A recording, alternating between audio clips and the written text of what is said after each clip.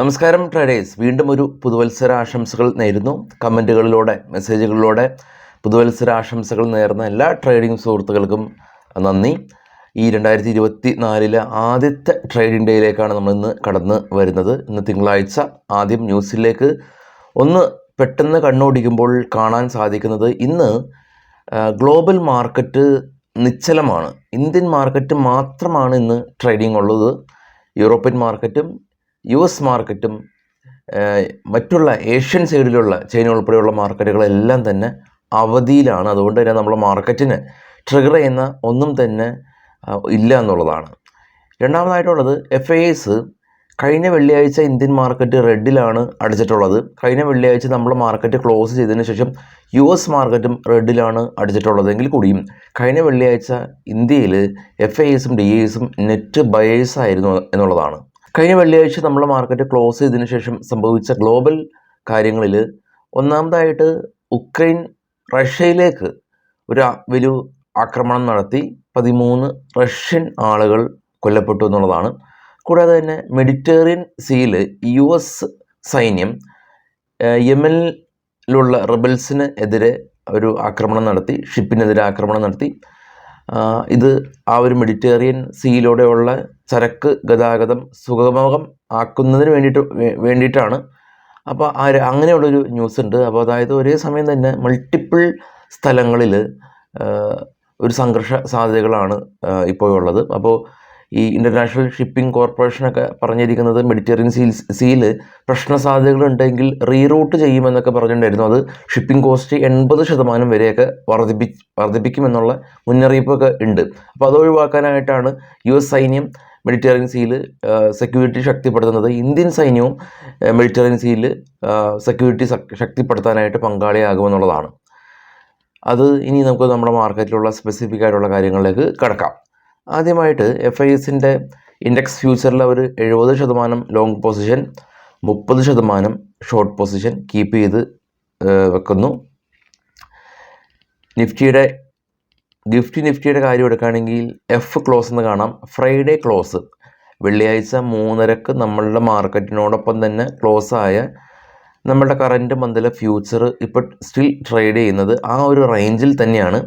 അതിനിടയിൽ വോളറ്റിലായിട്ടുണ്ടായിരുന്നു, പക്ഷേ ഇപ്പോൾ മാർക്കറ്റ് ആ റേഞ്ചിൽ തന്നെയാണ് ഉള്ളത്. പക്ഷേ ഒരു കാര്യമുള്ളത്, ഇപ്പോൾ ട്രേഡ് ചെയ്യുന്ന US ഫ്യൂച്ചർ കോൺട്രാക്റ്റ്, USലെ ഫ്യൂച്ചർ കോൺട്രാക്റ്റ് ഇപ്പോൾ ട്രേഡ് ചെയ്യുന്നത് അത് നെഗറ്റീവായിട്ടാണ് ട്രേഡ് ചെയ്യുന്നത്.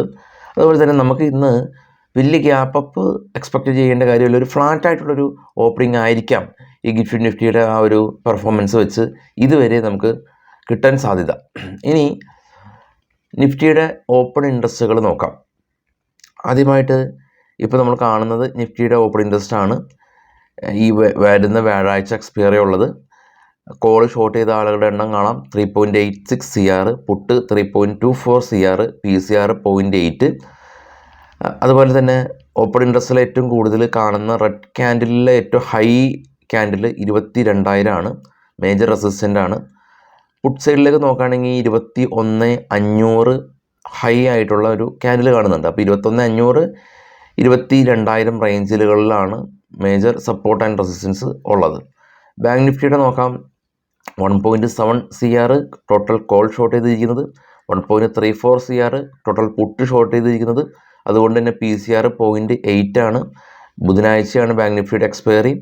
കോൾ സൈഡിൽ ഏറ്റവും ഹയർ ഓപ്പൺ ഇൻട്രസ്റ്റ് ഉള്ളത് 48,500 ആണ്. റെസിസ്റ്റൻസ് 48,000 ആണ് മേജർ സപ്പോർട്ട് സോൺ. കൂടാതെ തന്നെ 46,900 major support zone, 47,500 major support zone. ഈ 48 നമ്മൾ നേരത്തെ സൂചിപ്പിച്ച കോൾ സൈഡിൽ 48,500 ശേഷം 49,000 മേജർ റെസിസ്റ്റൻസ്, 49,600 മേജർ റെസിസ്റ്റൻസ്. അപ്പോൾ ഇതെല്ലാം തന്നെ റെഡ് കളർ ഇൻഡിക്കേറ്റ് ചെയ്യുന്നത് കോൾ ഷോർട്ട് ചെയ്തതും ഗ്രീൻ കളർ ഇൻഡിക്കേറ്റ് ചെയ്യുന്നത് പുട്ട് ഷോർട്ട് ചെയ്ത ഓപ്ഷൻ റൈറ്റേഴ്സിനെയാണ്. ഇത് നമ്മൾ റീഡ് ചെയ്യേണ്ടത് ഓപ്ഷൻ റൈറ്റേഴ്സിൻ്റെ പോയിൻ്റ് ഓഫ് വ്യൂവിലാണ്. ഇനി നമുക്ക് നമ്മുടെ മാർക്കറ്റിലെ സ്പെസിഫിക് ആയിട്ടുള്ള സ്റ്റോക്കുകളുടെ ന്യൂസിലേക്ക് നോക്കാം. FIS കഴിഞ്ഞ വെള്ളിയാഴ്ച ഇന്ത്യൻ മാർക്കറ്റിൽ 1,459 കോടി രൂപയുടെയും DIS 554 കോടി രൂപയുടെ ബൈയിങ് ആണ് നടത്തിയിട്ടുള്ളത്. നമ്മുടെ മാർക്കറ്റിൽ ആദ്യമായിട്ടുള്ളത് ഡോക്ടർ റെഡ്ഡിനെ സംബന്ധിച്ചുള്ള ന്യൂസാണ്. ഫാർമ സെക്ടറിലുള്ള ലീഡിങ് കമ്പനിയായിട്ടുള്ള ഡോക്ടർ റെഡ്ഡി അവർ പുതിയ ഒരു കമ്പനീനെ അക്യൂർ ചെയ്തിട്ടുണ്ട്. തെറാപ്പിസ്റ്റ് എന്ന് പറയുന്ന ഒരു കമ്പനീനെ $2 മില്യൺ കൊടുത്ത് അക്യൂർ ചെയ്തു എന്നുള്ളത് ന്യൂസാണ്. ഗ്രാസ്യമായിട്ട് ബന്ധപ്പെട്ടുള്ള ന്യൂസ് ഉള്ളത് അവരുടെ പുതിയ ഒരു പ്ലാന്റ് ഗുജറാത്തിൽ അവർ കമ്മീഷൻ ചെയ്തു എന്നുള്ള ഒരു ന്യൂസാണ് ഗ്രാസിമിനെ സംബന്ധിച്ചുള്ളത്. കൂടാതെ തന്നെ ഗോദ്രേജ് പ്രോപ്പർട്ടീസിനെ സംബന്ധിച്ചുള്ള ന്യൂസ് ഉള്ളത് ഇന്ത്യയിലെ ലീഡിംഗ് ആയിട്ടുള്ള റിയൽ എസ്റ്റേറ്റ് കമ്പനിയാണ് ഗോദ്രേജ് പ്രോപ്പർട്ടീസ്. ബാംഗ്ലൂരിൽ അവർ 4 ഏക്കറാണ് അക്യൂർ ചെയ്തിട്ടുള്ളത്. ലക്ഷറി റെസിഡൻഷ്യൽ കോംപ്ലക്സുകളെല്ലാം തന്നെ ചെയ്യുന്നതിന് വേണ്ടിയിട്ടാണ് ഈ ഗോദ്രേജ് പ്രോപ്പർട്ടീസിൻ്റെ ഒരു അക്വിസിഷൻ. SBI കാർഡ് ഇന്ത്യയിലെ ഏറ്റവും കൂടുതൽ ക്രെഡിറ്റ് കാർഡ് ഇഷ്യൂ ചെയ്യുന്ന 2ാമത്തെ കമ്പനിയാണ് SBI കാർഡ്. അപ്പോൾ അവർ അവരുടെ ഡയറക്ടറായിട്ട് നിതിൻ ചങ്കിനെ നിയമിച്ചു എന്നുള്ള ന്യൂസ്. നിപ്പോൺ ലൈഫ് അതിന് വിപരീതമായിട്ട് ഇവരുടെ CFO റിസൈൻ ചെയ്തു എന്നുള്ള ന്യൂസ് ഉണ്ട്.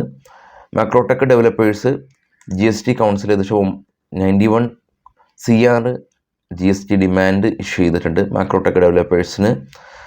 ബൊണ്ടാന എഞ്ചിനീയറിംഗ് കമ്പനി ഇവർ അപ്പോളോ ടെക്നോളജീസിൽ ഏകദേശം 60% ഇൻവെസ്റ്റ്മെൻറ്റ് നടത്താൻ തീരുമാനിച്ചു.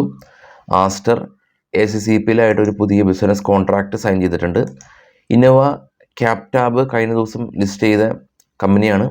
കനറോ റബോക്കോ മ്യൂച്വൽ ഫണ്ട് അതുപോലെ തന്നെ മറ്റൊരു മ്യൂച്വൽ ഫണ്ട് കമ്പനീസും കൂടി ഏകദേശം 6 ലക്ഷം ഷെയറുകളാണ് ഈ ഒരു ഇന്നോവ ക്യാപിറ്റൽസിൻ്റെ അക്വയർ ചെയ്തിട്ടുള്ളത് എന്നുള്ള ന്യൂസ് ഉണ്ട്.